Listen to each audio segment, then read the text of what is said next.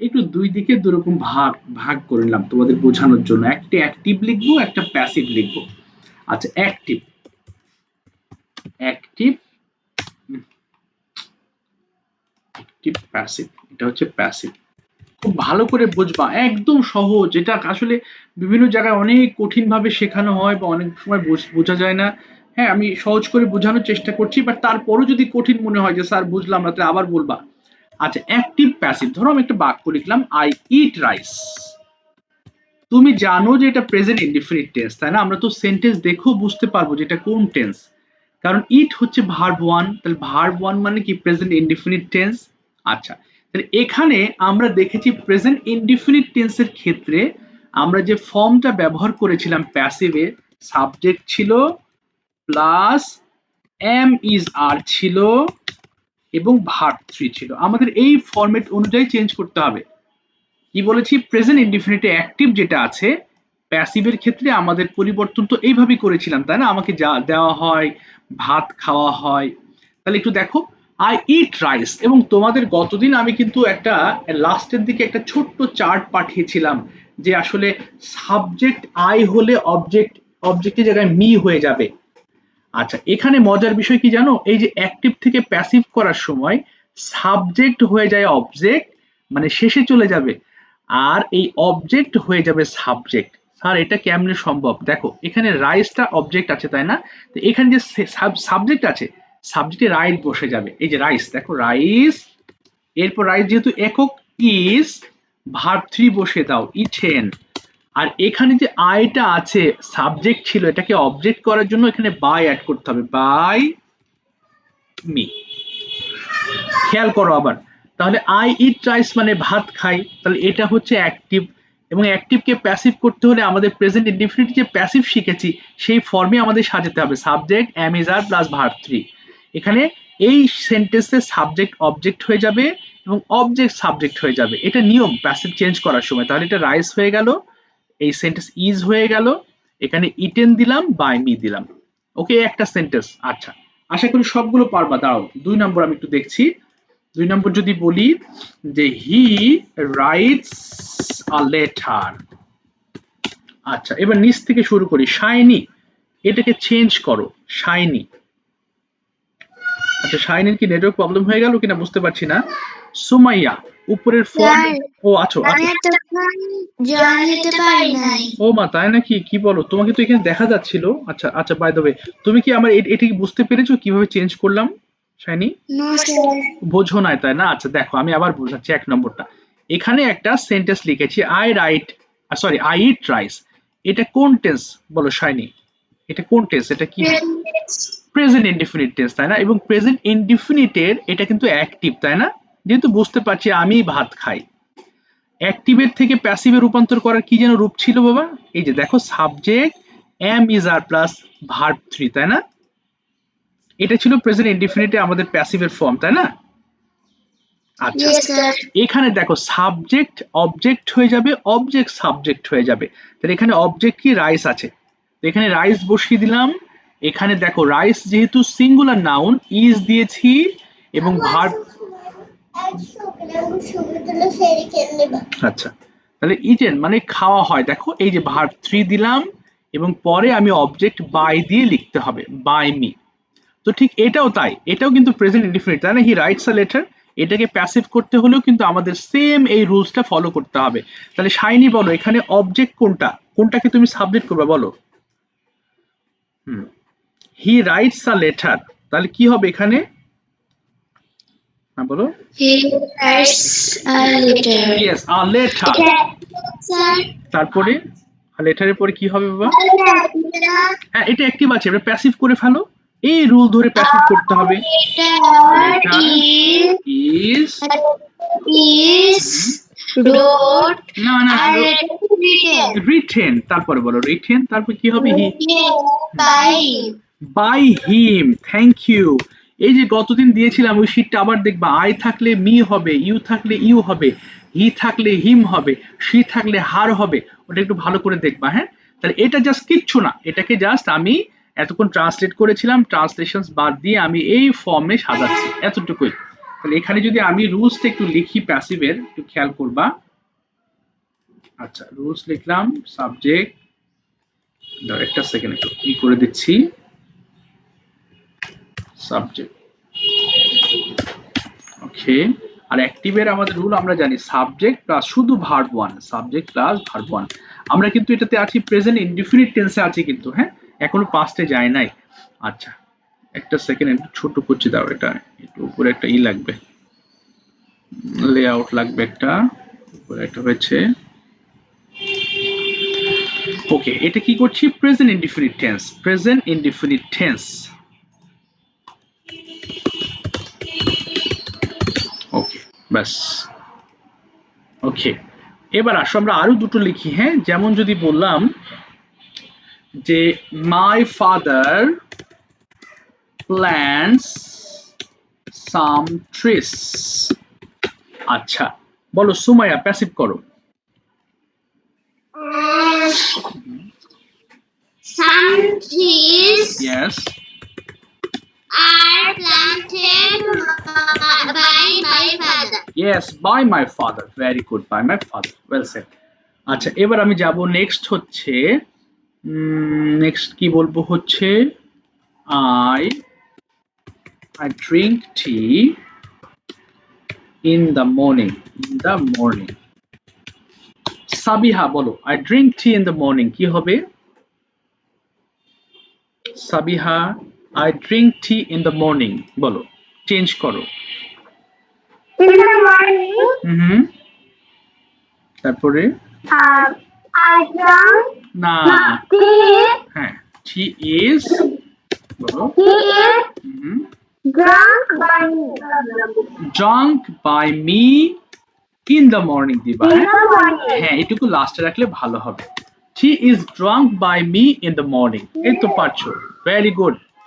আচ্ছা, এবার বলো রায়ান, মিস্টার রায়ান বলবা, বলবা my mother cooks rice rice every morning, MORNI, বলো কি হবে? Rayan Ahmed, my mother cooks rice every morning. Rayan কে আছো?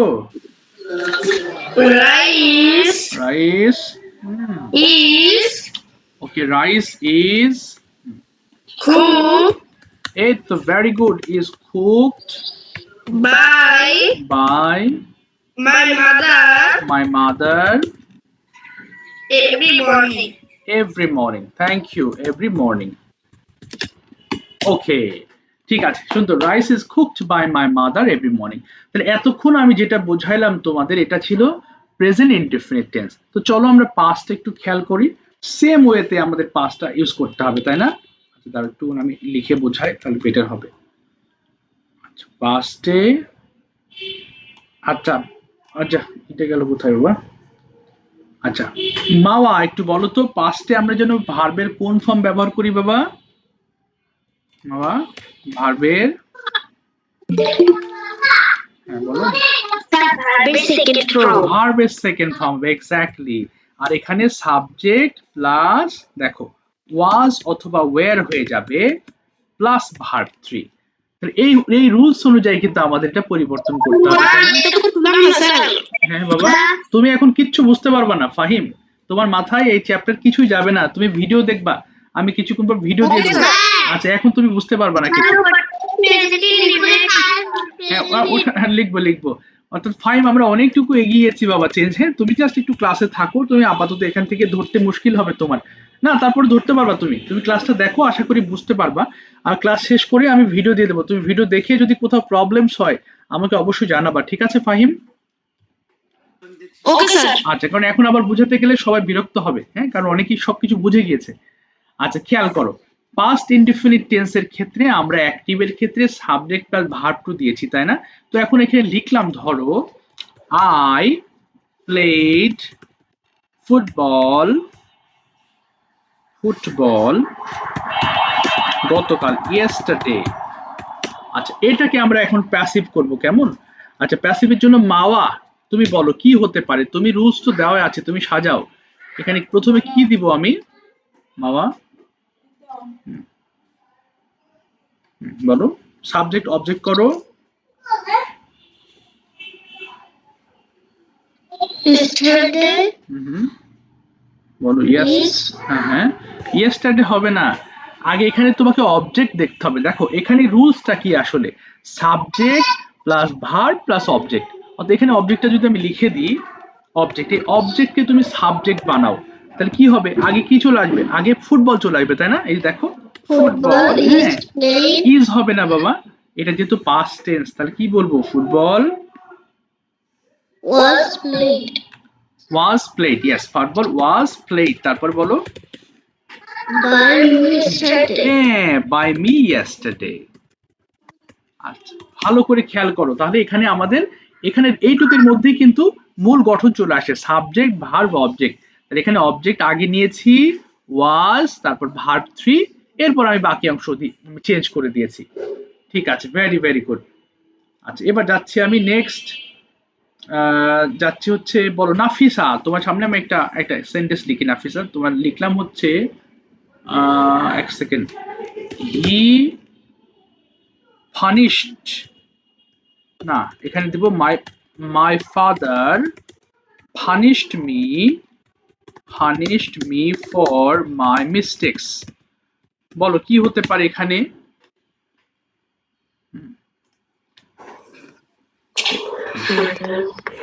বলো মাই father punished me for my mistakes, সহজ কিন্তু। এখানে দেখো সাবজেক্ট ভার্ব অবজেক্ট, তাহলে অবজেক্ট আগে আসবে, তাহলে মি থাকলে অবজেক্ট সাবজেক্ট কি হয়ে যাবে যেন, মি থাকলে, হ্যাঁ বলো, মি থাকলে আই, আই হয়ে যাবে তাই না, মি থাকলে জি। আই হবে, তারপর বলো I I was punished punished, for. না আগে I was punished by, my father for my mistake. yes, by my father for my mistakes। এই তো হয়ে গেল, I was punished by my father for, এই এটা কি হলো এটা, for my mistakes, ব্যাস for my mistakes। আচ্ছা, একটু ওই কি যেন বলতে গেলাম, ফাহিম তুমি কিছুটা বুঝতে পারছো এই সূত্র অনুযায়ী, বাবা দেখো তো কিছু কি বোঝা যাচ্ছে ফাহিম? আচ্ছা, ফাহিম কোথায় গেল, কিছু কি বুঝতে পারছো, কিছু কি মাথায় যাচ্ছে বাবা? একটু, No, sir. আচ্ছা অসুবিধা নেই, ঠিক আছে তুমি থাকো, আমি দেখছি, দাঁড়াও। আচ্ছা, এরপর সিফাত, সিফাত তুমি বলবা মাই ফ্রেন্ড, আচ্ছা my F R E N S, make, আচ্ছা এফ আর, আচ্ছা মাই ফ্রেন্ডস, আচ্ছা দিবা হচ্ছে buy a cake for my birthday. হ্যাঁ ভুল হয়েছে, এক্সাক্ট বট হবে বাবা। আচ্ছা দিচ্ছি, দাঁড়াও, birthday, okay, my friends bought a cake, bought a cake, আরে বলো কি হবে, এটাকে চেঞ্জ করো। দেখো এখানে সাবজেক্ট ভার্ব অবজেক্ট, তাহলে অবজেক্ট কি আছে,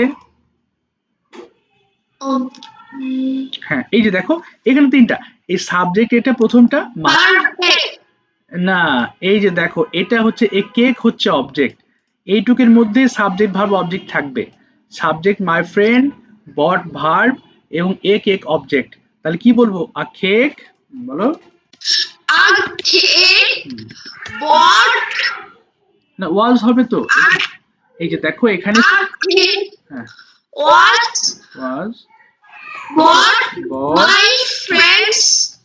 bought by my friends, bought, yes my friends, হ্যাঁ for my birthday, ঠিক আছে।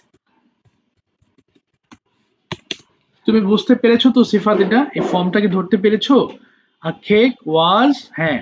আচ্ছা এখন স্যার অবজেক্ট বুঝবো কিভাবে, শুধু এই তিনটা খেয়াল করবা, সেন্টেন্সের শুরুর এই তিনটা পার্ট দেখবা, প্রথমে সাবজেক্ট থাকবে প্যাসিভে, মানে অ্যাক্টিভে আর কি, এরপর ভার্ব থাকবে, এরপর অবজেক্ট থাকবে। সো আমরা যখন চেঞ্জ করব তাহলে অবজেক্ট আগে চলে আসবে, এরপরে আমাদের ওয়াজ ওয়্যার চলে আসবে অ্যাকর্ডিং টু দ্য সাবজেক্ট, এরপরে তুমি বাই দিয়ে, বাই এই সাবজেক্টের সাথে, হ্যাঁ না সাবজেক্ট বাই দিয়ে অবজেক্ট হয়ে যাচ্ছে, এবার বাকি অংশ বসিয়ে দিচ্ছ। ঠিক আছে, ওকে। এবার দেখি তো আমি আরেকটা করি, যেমন আই না, মাই mother cleaned our room last night. দেখো এই যত বড় সেন্টেন্সই হোক ওই সাবজেক্ট অবজেক্ট পাশাপাশি থাকবে। হ্যাঁ, বলো Sirajum Munir, my mother cleaned our room last night. কি হবে এটা? Our room. হ্যাঁ, last night শুনতে পারিনি, আবার বলো, শুনতে পারিনি। কি হলো? our room ইজ হবে না, পাস্টে বলছো না, তাহলে কি হবে? না, একটু তোমাকে ডাকবো একটু পরে। হ্যাঁ, our room was cleaned by my mother last night এখানে অ্যাড হবে না, লাস্ট নাইট। ঠিক আছে, থ্যাংক ইউ সো মাচ। তাহলে এটা প্রেজেন্ট গেল, পাস্ট গেল। এবার আসো ফিউচার টেন্সের ক্ষেত্রে। ফিউচার টেন্সের ক্ষেত্রে কিন্তু একই রকম ভাবে আমাদের চেঞ্জ করতে হবে, তাই না? দাঁড়াও আমি একটু এইটা করে নিই, একটু ফর্মটা বানিয়ে নিই। Okay, future indefinite tense. Future indefinite. আচ্ছা, ফিউচারের ক্ষেত্রে আমরা কি করেছিলাম যেন? অ্যাক্টিভের ক্ষেত্রে সাবজেক্ট, এরপরে উইল আসবে, তাই না? Plus object. Subject, sorry, will plus verb থাকবে, প্লাস অবজেক্ট, ওই সেম ওয়েতেই যাবে। হ্যাঁ, আর এখানে সাবজেক্ট উইল বি হবে, উইল বি প্লাস ভার্ব 3, ব্যাস। আচ্ছা, যদি এখানে আমি লিখি, ধরো আমি একটা জিনিস লিখতে হচ্ছে, কি লিখবো? যেমন মাই ফ্রেন্ড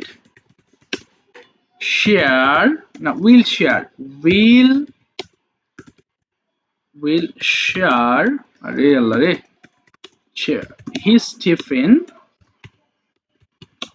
উইথ মি।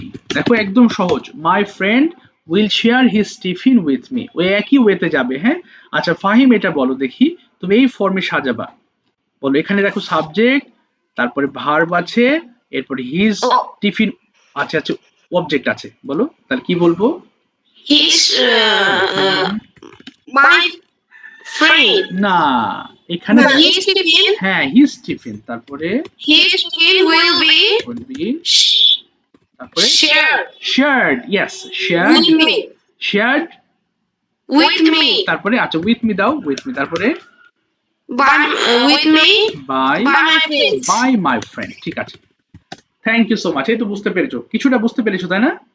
চেঞ্জিং এর পার্টটা হ্যাঁ স্যার বুঝবা। হ্যাঁ, তুমি ভিডিও দেখে সব বুঝতে পারবে, এটা তোমার জন্য সহজ হবে, বুঝবা তুমি।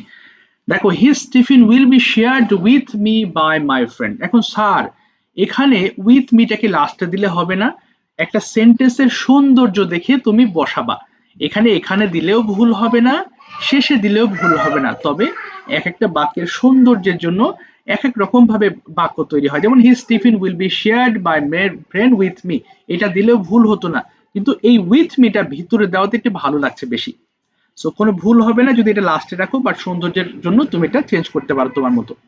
আচ্ছা, নেক্সট তুতুল, এবার তুমি বলবা হচ্ছে মাই মাদার, না মাই মাদার না, তুমি বলবা হচ্ছে মাই সিস্টার। আচ্ছা, my sister will help me আচ্ছা help me in my room. বলো তুতুল, কি হতে পারে? My sister will help me in my room. Tutul শুনতে পাচ্ছো? আচ্ছা, নেটওয়ার্ক প্রবলেম হলো নাকি আবার? তুতুল শোনা যাচ্ছে? আচ্ছা, ফাইম ছিল না, ফাইম তুমি আবার বলো দেখি, এটা তুমি বলো দেখি, তুমি আরেকটা বুঝতে পেরেছো কিনা। My sister will help me in my room. হ্যাঁ বলো, my sister will help me in my room. এই যে my sister subject, will help verb, আর মিটা হচ্ছে অবজেক্ট। হ্যাঁ, তাহলে কি হয়ে যাবে? তাহলে মি হয়ে যাবে না, মিটা আই হয়ে যাবে, আই। হ্যাঁ, তারপরে I will be হ্যাঁ helped helped তারপরে by my sister in my room. yes by my sister in my room ঠিক আছে, থ্যাংক ইউ সো মাচ। তাহলে I will be helped by my sister in my room হয়ে গেল। আচ্ছা আরেকটা দেখি, my brother সরি কি লিখলাম, my brother will play football in the field। কি আপু আমি রোজা আছে যে আপু in the field বলো মাওয়া, দেখি তুমি বুঝতে পেরেছো কিনা মাওয়া। My brother will play football in the field। তুমি আগে দেখো এখানে সাবজেক্ট কোনটা বলো তো মাওয়া। My brother হচ্ছে সাবজেক্ট, ভার্ব কোনটা বলো, will play। Will play object কোনটা, football.